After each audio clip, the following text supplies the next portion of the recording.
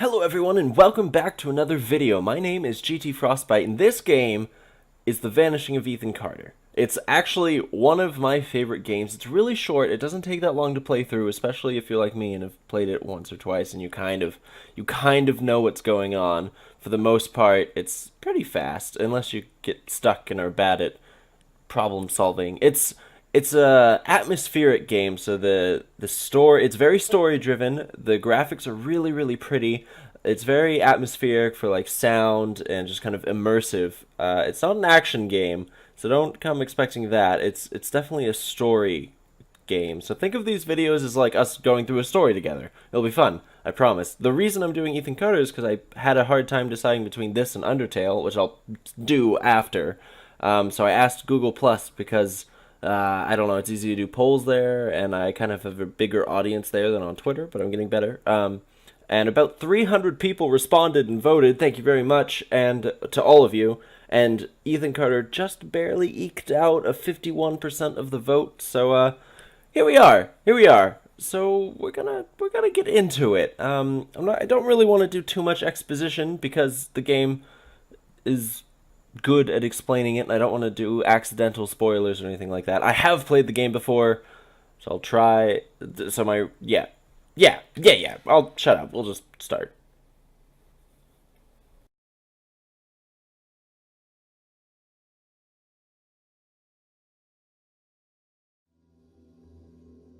Ethan Carter, I didn't know, but he knew who I was. When the police won't help you and the priests don't believe you, you call on Paul Prospero. You call on me. If you're a kid like Ethan, you're right. Plenty do. Ethan's letter started out just like any other fan mail. But soon there were mentions of things no little boy should know about. There are places that exist that very few people can see. Ethan could have drawn a map. I hadn't entered Red Creek Valley yet, but already I could feel its darkness reaching out for me. Finding Ethan Carter wasn't going to be as easy as knocking on his door. I was too late for that. To find Ethan, I had to figure out what this place was trying to hide from me. Here we are. We are Paul Prospero, a supernatural detective, I guess. So this game is like magic realism, so there's some stuff in it that is not like 100% realistic, but it kind of adds to the whimsical feel of it. We're a detective. This little kid wrote to us to kind of help him with some things that didn't seem right in his town. So here we are. We just came through a train tunnel for some reason. We just walked and it's kind of Spirited Away-esque a little bit. And now we've got to go find this kid in this town. It's been a while since I've played it. I'm using a controller, and I can't remember the controls, so just gonna wander. So this game doesn't really hold your hand. You just kind of get thrown in. You kind of have to do your own thing, and that's what we're gonna do.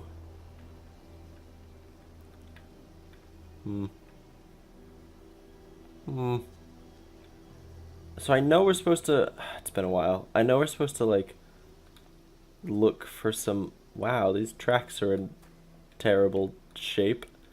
So if you want to take the boring route, you can just take the tracks and follow them over the bridge. But usually, if you explore, there's some extra story and stuff in the surroundings, so that's what we're gonna do. And since I've kind of oh god, I've played this game before. I know this happens. I just forgot. So if you kind of if you wander around, there is things that there's puzzles that you can figure out and piece together, and they're like little teeny tiny stories. So if you sense each thing, it kind of builds a part of a picture, and that's a trap. And by finding all of the things to sense, all of the interesting bits, quirks in an area, and piecing them together, it'll make a picture that will then like tell you a piece of the narrative and kind of guide you along that way. So there's no Jesus Christ! Ugh! I'm so like I'm annoyed that it keeps jump scaring me because I've this is the third time I've played through this game. Anyway, so we'll hold through the sense with this one, and then you see it builds another piece of the picture onto it, so we can kind of, it's like rocky grass and there's a tree in the background. That's all we can see. So now we've got to try and piece together more of it without like falling in the traps, because that would be unfortunate. So I guess this will be like it's gonna be like a 100% completion guide type deal, I guess. If you, by the way, the series will end up having spoilers at some point, obviously, if I'm playing through the whole thing. So if you want to watch me play it, amazing. I appreciate it. And if you wanna, if the game, and if these videos kind of intrigue you, then I'd highly recommend, like, if it goes on sale, picking it up. If it doesn't, you want it, pick it up. It's a good game. It's a great game. And it's like, you can watch me play it as much as you want, but it's a different feel when you go through it yourself. Like, I watched someone play through it before I bought the game, and then I did it myself, and it was definitely worth it. Definitely worth.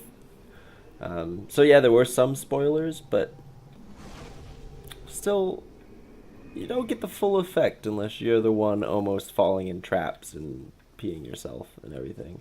So it looks like we only need one more piece to piece together this section. Have we gone off this area yet? I don't think so. And of course the game is just like stunningly pretty. It's very, it's like a, it looks like a painting. It looks like you're kind of in a painting, the backdrop of it. It's beautiful. I think it's set in Germany. I think everything's in English except for, we'll get to some gravestones at some point, and they're in German. They're like Bible verses in German. Which is what leads me to think that. Also, it kind of looks like where I live in Maine, but mountainier. Like, Maine is not this mountainy. So that's what makes me think southern-ish Germany, I think. That's, yeah. If you are German, or if you're, like, gonna Google it and tell me I'm wrong, please do. I could Google it, but I just haven't. And now I'm just wandering through the woods, babbling to myself and you guys. We just need that one more trap, and I don't know where it is. And now we've wandered into the fucking woods. Okay. This is fine. Everything is fine. I don't want to wander too far away from this like section, because it should be in this area, right? You'd expect it to.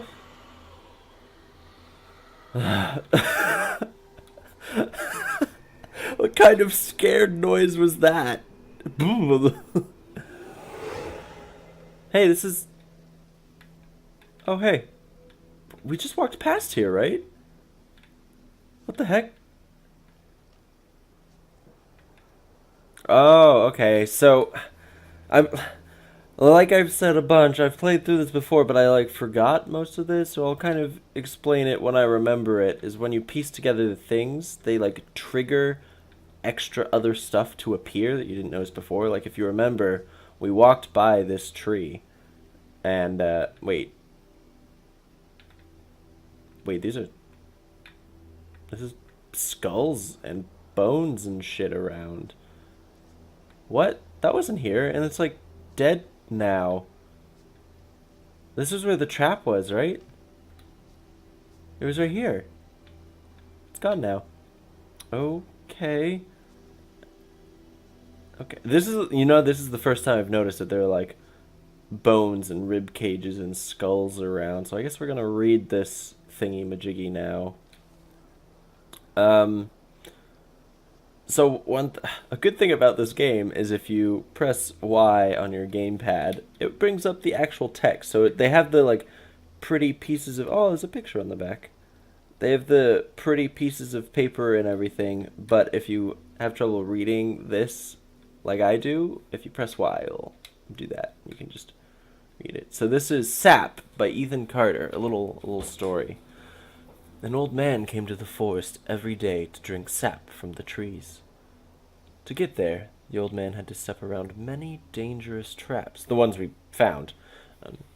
The villagers believed this old man had hidden a jade amulet in the forest. But the old man wanted the villagers to believe this, because then they would search the forest for treasure and not drink his sap.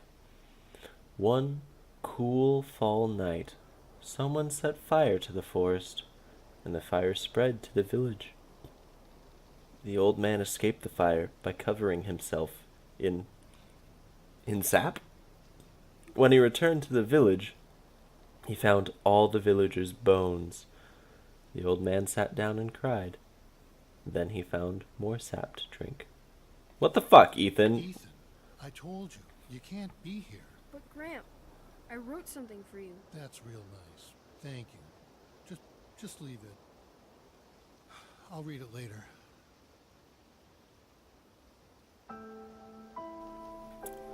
So there you go. I guess that's a really good example of the... Oh my goodness, there's more. And now all the bones and stuff are gone. Is the trap pack?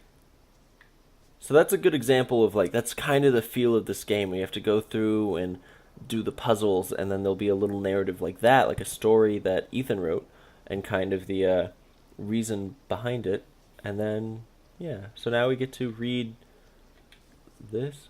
One dead in house fire, Bayfield County. Fire damaged a historic home in Red Creek Valley Wednesday morning, according to officials from Bayfield County Fire Department.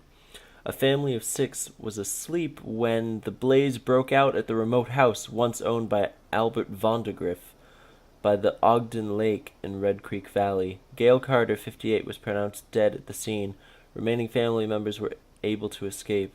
Carter's husband, Edwin, 62, told investigators he had fallen asleep with a lit cigarette in his hand.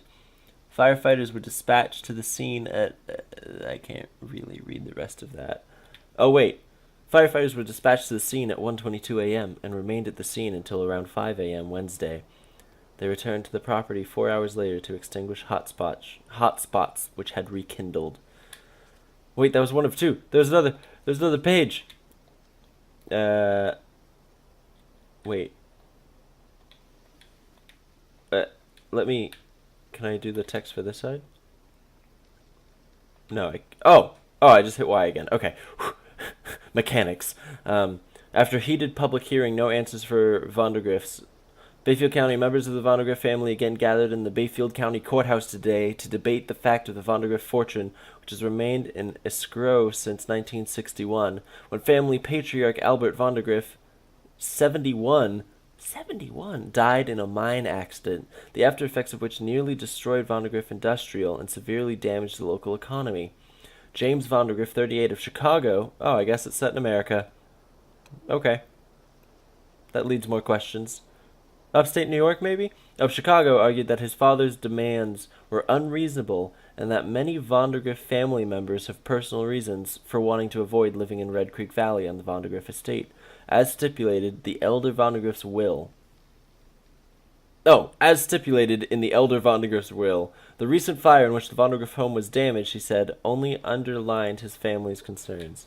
I guess I'm completely wrong about it being set in, like, Germany. I guess it's somewhere, like, upstate New York, maybe Midwest. I'm not sure. Interesting. Well, time to move on. Is there anything else for me to explore over here? I don't think so. If I remember correctly, which I might not, this is just, like, the edge, and it goes down, and we're just, you can't fall off, which is good. Just tried that. Yeah, so this is the edge of this. Still beautiful. So I guess we'll move on, and I'll drink some tea as we wander through the woods. Wait, can I, like, run? Oh, I can run! Okay. Since we've already been through this, I'll sprint through this. And here we are again at the train bridge. Is there anything? There wasn't anything down here, right? This was just a nice path. Yeah. Well, it's just really pretty. Really, really pretty. Wow. Okay, I'm distracted. Let's go. Let's go.